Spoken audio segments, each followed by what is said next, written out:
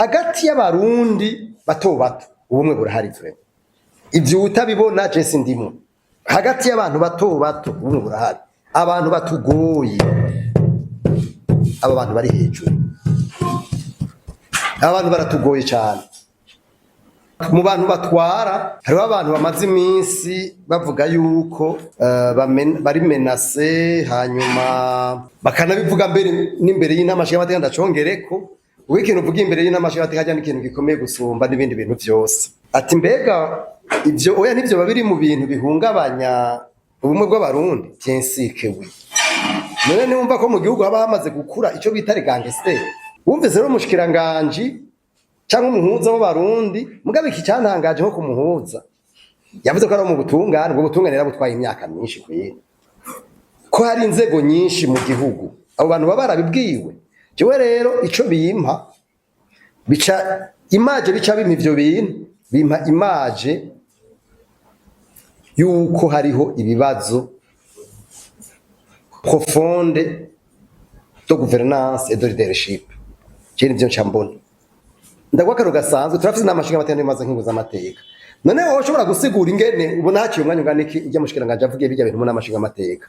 Mwarumvise ko hari umugwi waragiyeho washinzwe wagiye kugira amatoza kuri ibyo bintu yavuze. Yaravuze ajya amazu y'amakomine, ajya amazu y'amazone yatwaye amamiliyoni n'amamiliyaridi yubatswe bidashe mu mategeko. Mu bisanzwe bagiye bashinga amateka n'abakinguza amateka baba baciye batubwira bati désormais mu ndwi zibiri zitatu tuzatubwiye abarundi ibintu ngene byagenze. Mugabo nako bose byabaye akamizwe n'ingoma, nta numwe akuramwo n'ururimi. Ikindi naco mwarumvise ibintu bya Nagisa, mwarumvise ibintu bya Mbarisiyapi, mwarumvise ibintu bya Fomi yo urazi ko na Gervain Rakobuca urazi ko yavuze kuri bijya bintu bijanye n'ifumbire, yarabivuze. Mugabo none umuntu yahabaye iki? Voilà l'indicateur yerekana yuko burya mu bisanzwe dufise ikibazo gikomeye en matière de gouvernance. Ikibazo rero cy'umunsi mukuru w'ubumwe cenda gishira mu minsi mikuru myinshi ihari mu kino gihugu. Je nibaza ko Burundi ari cyo gihugu ca mbere gifise iminsi mikuru myinshi kwisi.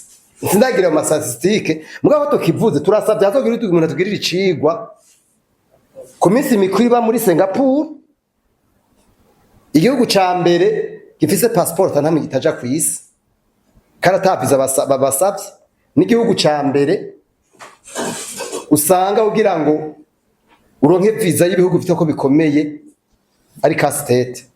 Urabe iminsi mikuru tugira ivyo bintu babiturabire batugirire, hagira umuntu atugirira icigwa. Ico ni cambere. Kigira kabiri kwiki kintu muvuze uti mbega umunsi mukuru w'ubumwe urakenewe. Jewe nakubwiye ko abantu duhenda nakati turi hypocrite ntituvugana ukuri.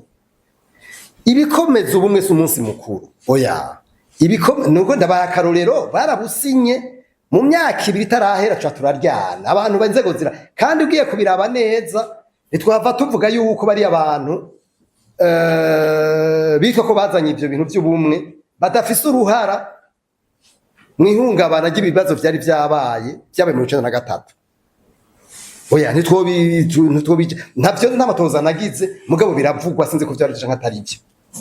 None nimwumva burya ko ivyo bintu by'iminsi mikuru ivyo bintu by'ibintu bija mu bitabo vyonyene bitaja mu ngiro ari guhendana.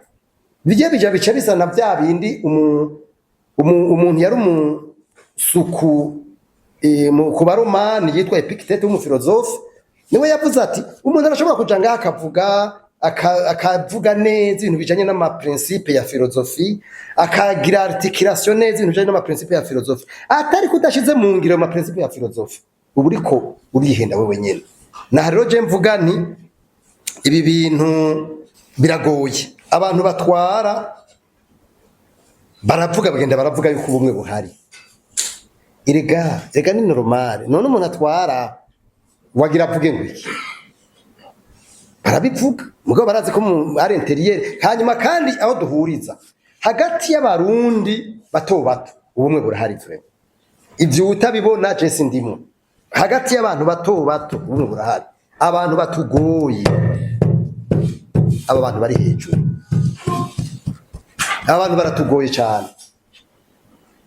nayo hagati y'abantu n'abandi birumvikana. None wewe wosigura gute ko ubumwe buhari hari ibihumbi amajana by'abantu barundi bari hanze?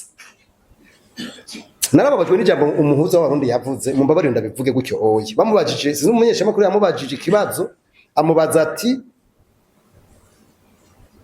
mbega abarundi bari mu mahanga, yaca avuga ngo nta murundi numwe ari mu mahanga ahari, ngo harabagiye ngo guca amafaranga. Iyo mvugo siyo.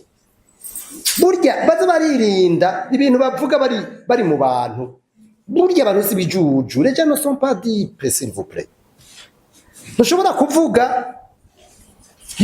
urumva bica bimera bimwe bya Habyarimana. Muri ibuka Habyarimana ijambo yavuze bamubajije agitwara u Rwanda, sinzi ko ari byo nubise babivuga, ababwira bati hari abanyarwanda bari hanze, mubona abo banyarwanda boshobora gutaha cyangwa bagira ngo nyamba yavuze, sinibuka ijambo yavuze ngo ni ijambo ritari ryiza kwera ico gihe. Kandi sinibaza yuko sinzi ko namwe ndazi ko ari mamwe bamaze kuvyumva iryo jambo Habyarimana yavuze abivuga ku banyarwanda bari hanze mu ico gihe. Nyamba yavuze ko u Rwanda ari ruto, nyamba yavuze yuko atabariyo, sinibuka neza. Mugabo yavuze ibintu atamunwe yagize. Uyu muntu rero ibintu by'abantu bari mu nzego baja mu nzego bagaca biyumvira yuko ngo bari autorize kuvuga ibintu byo bashatse byose. Hajya ivyo bintu n'ibintu ijambo uvuza ntirihera, riragukurikira. Ikiba kibabaje n'abantu baravyaye,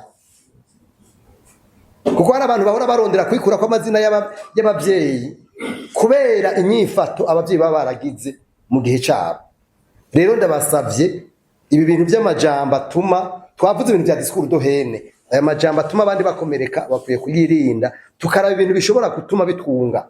Ibi byo byo kuvuga yuko abantu bari mu mahanga ari abantu bagiye kurobera ngo n'abapoliticiens ngo sinzi oya kweri. Ivyo bintu yewe narabimugayiye vraiment, kandi si byiza na gatoya. Eka si byiza na gato. Twese dukwiye kumva yuko dushobora gufashanya.